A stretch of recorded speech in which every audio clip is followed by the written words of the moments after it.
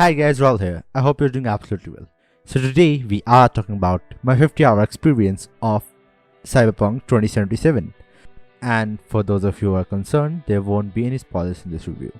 So without any further delay, let's get right in.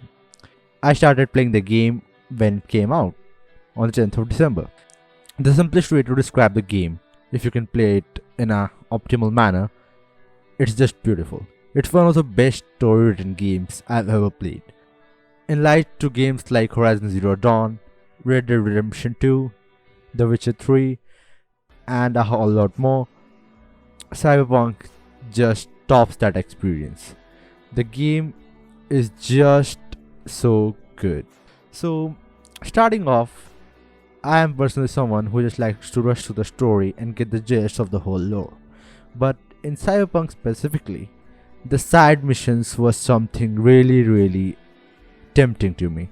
I personally am not the kind of guy who spends a lot of time doing side missions and whatnot, but this game just takes it to a whole another level. Side missions actually do matter. The ending is affected by what missions you choose to play and whatnot, and all in all, the side missions are a great addition to the story. And if you are someone who is going to play Cyberpunk or is already playing but is ignoring the side missions, please do yourself a favor, please play the side missions. They are actually really worth it. The gameplay and the mechanics are really good. The recoil on the guns is a bit on the high side. You can compare to the likes of PUBG and whatnot, but the thing is, it gives the game a really good and realistic feel. The game graphics wise is certainly really beautiful. Personally, my system was not able to run it that good. On medium settings, I was getting around 30 to 40 FPS. But anyway, I don't really give a fuck about FPS because the game was so involving and so well written that I was not paying a whole lot of attention to my frame rates. Certainly, there were drops to around 25 and whatnot, but that doesn't really matter because the game is one where you will not notice this shit. And as I kept playing more and more, the story, the characters, all of them are really well written. And if we realistically talk here, the game certainly has a lot of room to grow. The game has a plethora of bugs. I can personally make you count around 15 to 20 right now. But the thing is, that's not a reason to ignore the game for even now. If you have a system, if you have the PS5, Xbox One X, Xbox Series S or Xbox Series X or the PS4 Pro or a modern medium to high spec PC, you should absolutely give Cyberpunk a shot. Usually I do not recommend any game to everyone because everybody's taste is different, right? But in my opinion, Cyberpunk is one game which everyone should be playing. No matter what you do, even if you don't play games, I would highly recommend playing Cyberpunk because this is one experience which nothing else can match. The game storyline is so well written, the characters are so involving, the missions, the gameplay, and something else to talk about here, the cars. The selection of cars is really good, even though most of them are not real except for one, the 1977 Porsche. If you are really into Porsche like me, you will love that. But anyhow, the Porsche is really good, the sound is really good as well, and all the other cars are replica of real life cars topped off with a bit of futuristic touch. But the thing is, even though we are playing in 2077, we do not have electric cars, we do actually have combustion engines, which is really cool to see. And the sound again for these cars is really good, the handling feels really good, and overall the driving mechanisms are also really on point. The sound design of the game is also really nice, and the music, if you I'm not sure about what the streaming mode gives you in terms of music, but the one with copyrighted music enabled, the music, oh man, the music is like really good. If you see, some games have really good stories, but they do not have good music to back it up. So when the time comes, you don't really feel that great about playing the game itself. For example, in the ending, the kind of music that goes on, I'll not disclose any details about the ending here, obviously, but the kind of music that goes on makes you feel in love with the characters which are present at the ending.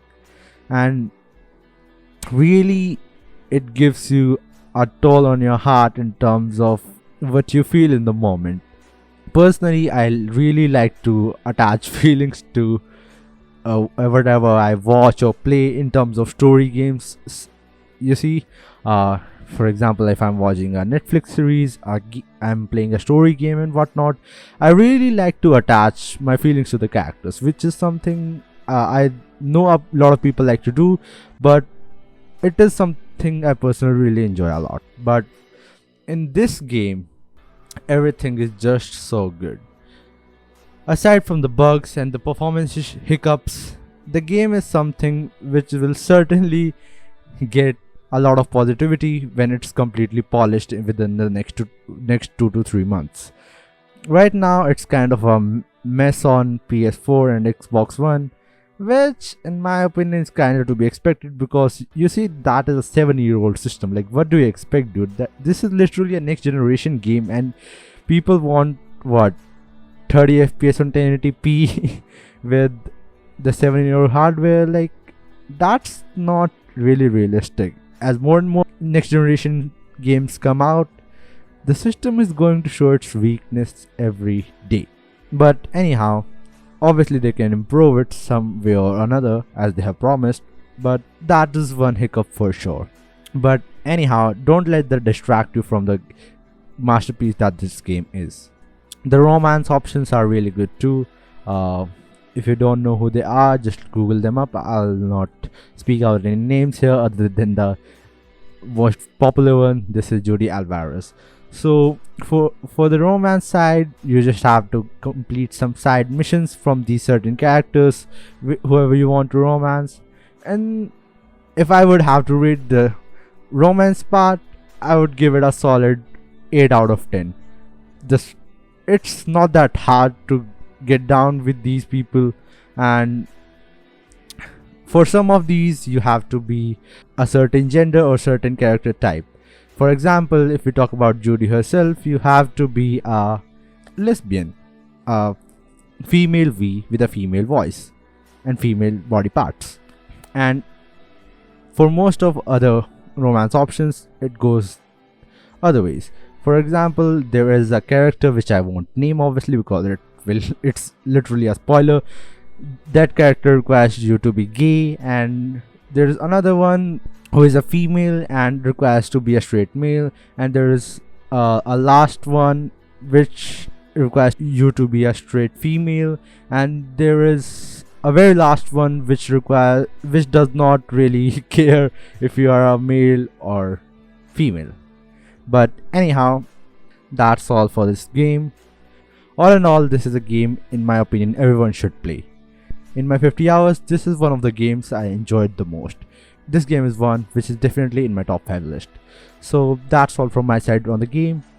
Hit like if you enjoyed what you saw, and dislike if you did not, and subscribe if you want more of this shit in the future. And let me know what you think about all this in the comments down below. This is Rather here. See you next time. Until then, good luck and have fun.